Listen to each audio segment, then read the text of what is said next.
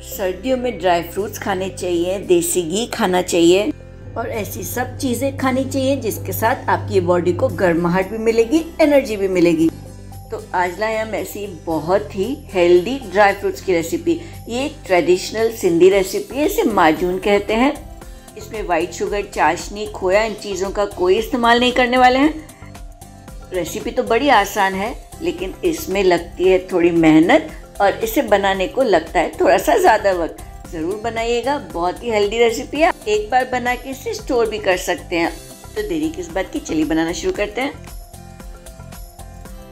तो पहली तैयारी तो ये कर लेनी है कि सब ड्राई फ्रूट्स और इंग्रेडिएंट्स इकट्ठे करके रखने हैं, क्योंकि बस इन्हें ग्राइंड करके डालते जाना है, मिक्स करना है और भुनना है। आप डाल सकते हैं इसमें अपने चॉइस ऑफ ड्राई फ्रूट्स। वैसे हमने इस रेसिपी में जितने भी इंग्रेडिएंट्स डाले हैं, जितने भी ड्राई फ्रूट्स डाले हैं, उन सब की लिस्ट मात्राओं के साथ आपको इस वीडियो के डिस्क्रिप्शन बॉक्स में मिल जाएगी।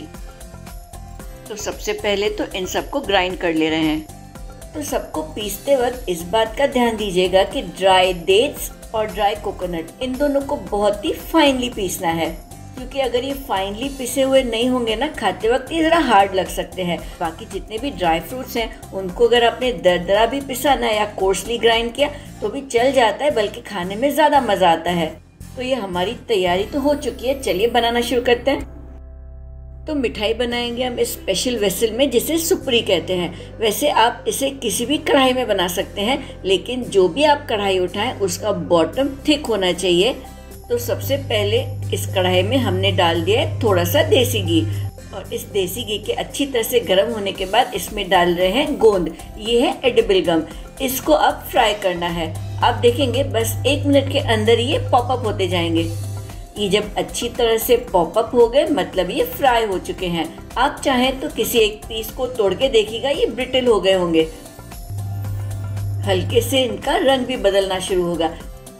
तो बस इसी तरह पूरी गोंद को फ्राई करके रख दीजिए अलग से। और अब इसी कढ़ाई में बनाएंगे मिठाई। तो डाल रहे हैं उसके लिए और देसी घी। इस मिठाई में जितना भी देसी घी डालना है ना, अब इसी वक्त डाल रहे हैं। और जब तक ये देसी घी गर्म होता है तब तक हम पीसते हैं उड़द दाल को। तो ये है उड़द दाल, जिसे हमने धो के करीबन 8 घंटे तक भिगो के रखा था। और अब इसमें से पूरा एक्सेस वाटर ड्रेन आउट करके इसे पीस रहे हैं। इसका फाइन पेस्ट बना देना है। तो ये हमारा देसी घी हो चुका है गर्म। इसमें अब सबसे पहले डाल रहे हैं हम पिसी हुई उड़द दाल। और अब इस उड़द दाल की पेस्ट को हमने भुनना है। आप देखेंगे ये काफ़ी स्टिकी होती है, इसलिए आपको इसे स्क्रैच करते रहना पड़ेगा हल्के से।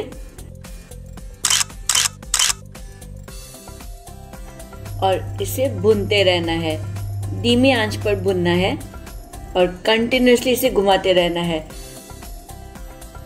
करीबन 5 से 7 मिनट तक इसे भुनना है। वैसे तब तक भुनना है जब तक कि इसका रंग ब्राउन नहीं हो जाता है।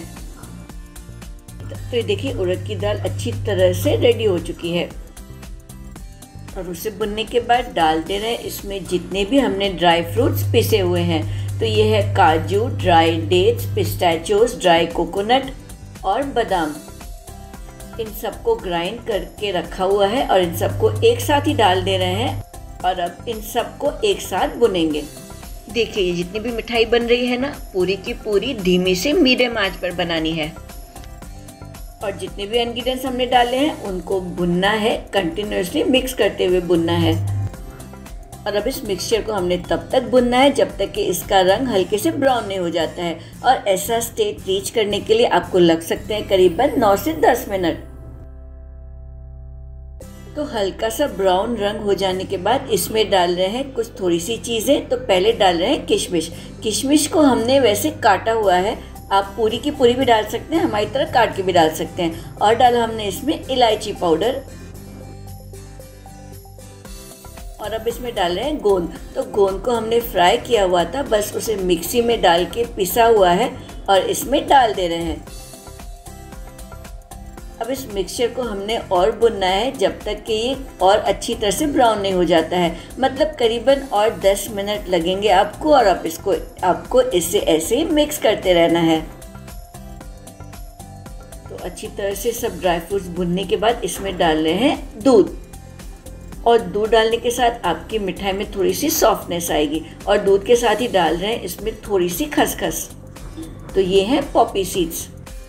तो दूध और खसखस डालने के बाद अब इस मिक्सचर को हमने और भूनना है, करीबन और 10 से 15 मिनट तक धीमे आंच पर मिक्स करते रहना है, इसे भूनना है। आप देखेंगे करीबन 10 मिनट के बाद इसका रंग हो जाएगा इस तरह से डार्क ब्राउन। तो हमें ऐसा ही रंग चाहिए, ऐसा रंग आने तक आपको इससे कुक करना है। और ये ऐसे अच्छी तरह से कुक होने के बाद पहले तो गैस को कर दीजिए बंद और फिर एंड में इसमें डाल रहे हैं गुड़। गुड़ को हमने काट के रखा है छोटे छोटे पीसेस में, आप चाहें तो कद्दूकस करके भी डाल सकते हैं। और अब गुड़ को मिक्स करना है। गुड़ मिक्स करते वक्त या गुड़ डालते समय गैस की आंच ऑन नहीं होनी चाहिए, क्योंकि नहीं तो ये जो गुड़ है ना वो हार्ड हो सकता है। और क्योंकि ये पूरा मिक्सचर अभी गर्मा गर्म है, इसकी हीट में ही गुड़ अच्छी तरह से मेल्ट हो जाएगा। हाँ, मिक्स इसे बड़ी अच्छी तरह से करिएगा। तो बस गुड़ अच्छी तरह से मिक्स हो जाने के बाद इसे डाल रहे हैं एक परात में, जिसे हमने देसी घी के साथ ग्रीस किया हुआ है। आप कोई भी थाली यूज़ कर सकते हैं।